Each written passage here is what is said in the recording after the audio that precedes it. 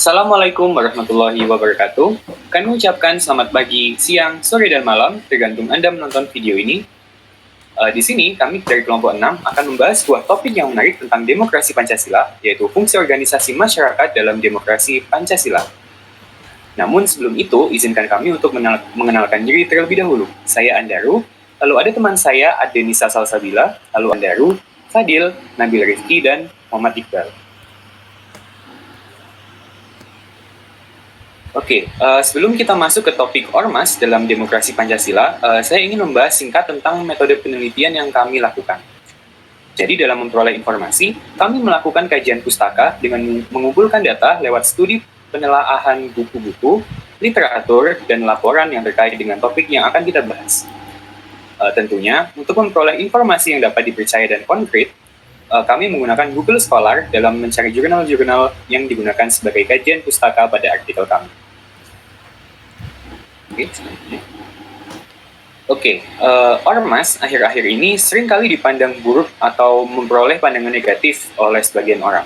Namun, jika kita lihat menurut perspektif lain dan menurut fungsinya, ormas ini sebenarnya sangat membantu dalam kehidupan bermasyarakat, khususnya pada demokrasi Pancasila. Dan untuk lebih lengkapnya akan dibahas oleh teman saya. Baik, pembahasan. Manusia memiliki kecenderungan untuk hidup bermasyarakat, mengatur dan mengorganisasi kegiatannya demi mencapai tujuan. Namun terbatasnya kemampuan yang dimiliki membuat manusia membutuhkan bantuan orang lain untuk mencapainya. Oleh karena itu, hal tersebut dijadikan sebagai tonggak hidup untuk berorganisasi. Organisasi masyarakat yang terbentuk di Indonesia berdasarkan pada demokrasi Pancasila, yang tujuannya untuk mencapai kesejahteraan rakyat Indonesia. Demokrasi yang berlandaskan Pancasila sebagai sistem demokrasi yang dianut di Indonesia secara ringkas merupakan sistem demokrasi yang dilaksanakan berdasarkan musyawarah untuk mufakat bagi kesejahteraan. Kebebasan individu dijamin, tapi tidak bersifat mutlak karena hal tersebut harus disesuaikan dengan tanggung jawab sosial. Masyarakat diberikan kebebasan, tapi harus bertanggung jawab terhadap setiap tindakan. Hal ini diharapkan dapat menjadi pedoman dan juga norma yang mengatur khalayak umum untuk kehidupan bermasyarakat, sehingga tiap individu saling menghormati dan mendapatkan hak asasi yang dimilikinya. Untuk selanjutnya akan dijelaskan oleh teman saya. Tonggak demokrasi yang ada di Indonesia dalam pembangunan terdiri dari 3 aspek, yaitu mulai dari masyarakat, pihak swasta, dan juga pemerintah, yang harus menjalin hubungan sinergis yang mengacu pada demokrasi Pancasila. Ormas harus berperan dalam mengkritisi pemerintah dengan tujuan mengarahkan pada program-program pembangunan yang telah ditetapkan serta memberikan manfaat bagi khalayak ramai. Bentuk kritik yang disampaikan hak setiap warga dalam berpendapat yang diatur dalam Pancasila yaitu setelah keempat, musyawarah mufakat bagi kesejahteraan rakyat. Masyarakat diberi kebebasan untuk berpendapat, namun masyarakat juga harus bertanggung jawab atas kebebasan tersebut. Oleh karena itu, dengan dibentuknya organisasi masyarakat di Indonesia, yang melandaskan demokrasi terdapat beberapa fungsi atau kegunaan dari organisasi masyarakat yang akan dipaparkan pada berikut oleh teman saya Iqbal. Baik, terima kasih. Fungsi yang pertama yakni sebagai ormas sebagai sarana penampung aspirasi. Kehadiran organisasi masyarakat tentunya diharapkan dapat berperan sebagai penghubung dan penyalur aspirasi masyarakat. Adanya organisasi masyarakat dapat membuat rakyat dapat terlibat secara langsung dalam proses penyelenggaraan negara dengan menempatkan wakilnya melalui organisasi tersebut. Contoh, sebuah organisasi bangsa mahasiswa yang menampung aspirasi-aspirasi dari mahasiswa di berbagai daerah di Indonesia.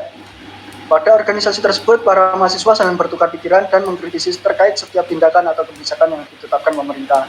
Selanjutnya, yang kedua, yakni ormas sebagai sarana peningkatan kesejahteraan masyarakat. Ormas berperan penting dalam mendukung dan mengawal program pemerintah agar bisa tercapai dengan baik sehingga terjadilah peningkatan kesejahteraan masyarakat. Organisasi masyarakat yang berfungsi sebagai peningkatan kesejahteraan pada umumnya bergerak di bidang pembangunan ekonomi, sehingga masyarakat dan pemerintah berupaya dan bekerja sama dalam meningkatkan kesejahteraan ekonomi masyarakat miskin atau yang terpinggirkan dalam proses pembangunan. Contohnya yaitu organisasi masyarakat yang membuka peluang bagi petani atau peternak untuk berkumpul, bertukar pikiran dan bekerja sama dalam mengembangkan usaha tani atau ternak. Dan masih banyak contoh organisasi masyarakat lainnya. Selanjutnya, yang ketiga yakni ormas sebagai sarana pendukung dalam pelaksanaan program pembangunan. Ormas juga berfungsi sebagai pendukung dalam pelaksanaan proses pembangunan dalam lingkup luas juga bermacam-macam. Contohnya ormas yang bergerak pada bidang pemulihan keadaan bencana. Ormas tersebut berusaha untuk memulihkan keadaan pasca bencana seperti gempa, banjir, kebakaran, dan penyakit menular atau bencana akibat ulah manusia seperti peperangan, genosida, dan lain sebagainya. Dalam hal ini ormas berperan menyediakan antara lain makanan, kesehatan, dan bantuan operasi penyelamatan.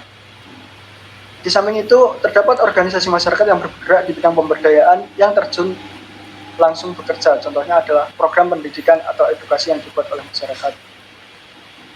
Next, akan dijelaskan oleh teman saya. Selanjutnya, fungsi ormas yang keempat sebagai pengawas dalam pembangunan. Selain sebagai sarana penunjang, ormas juga berperan dalam pengawas dalam pembangunan itu sendiri dengan memperhatikan berbagai asas, di antaranya asas keterbukaan, kepercayaan, akuntabilitas, kontrol sosial, dan harmonisasi.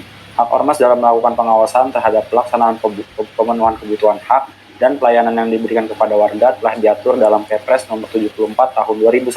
Pasal pengawasan tersebut berbentuk ormas yang melaksanakan pengawasan terhadap pemerintah. Contohnya adalah Indonesian Corruption Watch atau ICW. ICW adalah salah satu organisasi yang berafiliasi terhadap proses pengawasan korupsi di institusi pemerintahan. Ormas tersebut mempunyai misi yaitu memperkuat keikutsertaan partisipasi masyarakat dalam mengawasi pengambilan kebijakan publik untuk mewujudkan sistem politik, hukum, ekonomi, dan birokrasi yang bersih korupsi dan berlandaskan demokrasi Pancasila. Untuk yang selanjutnya, fungsi ormas sebagai menciptakan rasa aman dan tertib. Ormas berperan sebagai penengah yang mendamaikan serta mendukung terciptanya suasana kondusif yang dapat mengantisipasi kemungkinan konflik antar kepentingan dalam masyarakat. Ormas juga berfungsi untuk menumbuhkan kesadaran terhadap kehidupan bermasyarakat, berbangsa, dan bernegara yang berorientasi pada pembangunan nasional. Berdasarkan pada UU Republik Indonesia Nomor 3 Tahun 2002 tentang Pertahanan Negara dan UU Nomor 17 Tahun 2013 tentang Ormas, masyarakat berhak dan wajib turut serta dalam bela negara. Ormas dapat menjadi sebagai katalisator dan penggerak masyarakat dalam upaya bela negara, terlebih ketika negara dalam keadaan darurat. Selanjutnya, ormas sebagai pengembang potensi masyarakat. Ormas juga berperan dalam mengembangkan segala potensi yang dimiliki oleh masyarakat serta anggotanya, sehingga dapat mewujudkan tujuan yang telah ditetapkan bersama. Ormas dapat meningkatkan keahlian masyarakat, contohnya yaitu pada saat pemerintahan BNP 2 TKI menggandeng LSM dalam upaya meningkatkan kompetensi dan kualitas tenaga kerja. LSM yang bergerak di bidang pemberian dukungan menyediakan beragam fungsi dukungan kepada LSM-LSM yang bergerak di akar rumput. Mereka memberikan pelatihan kepada anggota LSM misalnya dalam aspek manajerial, kemampuan teknis, ataupun pengetahuan tentang isu yang mereka geluti. Oleh karena itu, ormas pada demokrasi Pancasila dipahami sebagai pemahaman demokrasi yang bersumber dari Pancasila. Hal ini karena Pancasila merupakan gambaran jelas terhadap kondisi serta nilai yang dianut bangsa Indonesia sejak dulu, yaitu seperti diskusi, musyawarah, mufakat, saling tolong-menolong, dan lain sebagainya. Dijelaskan oleh teman saya. Baik, terima kasih. Untuk penutup, upaya pembangunan bangsa yang menganut paham demokrasi Pancasila dapat dilakukan melalui proses yang berawal dari individu ataupun kelompok yang memiliki tujuan yang sama. Salah satu upaya tersebut diwujudkan dengan membentuk organisasi masyarakat.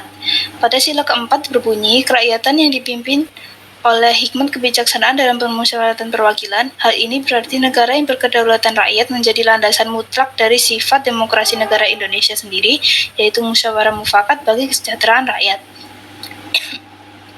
Demokrasi yang berlandaskan Pancasila merupakan sistem demokrasi yang dilaksanakan berdasarkan musyawarah mufakat bagi kesejahteraan rakyat. Kebebasan individu dijamin namun tidak bersifat mutlak dan harus sesuai dengan tanggung jawab sosial.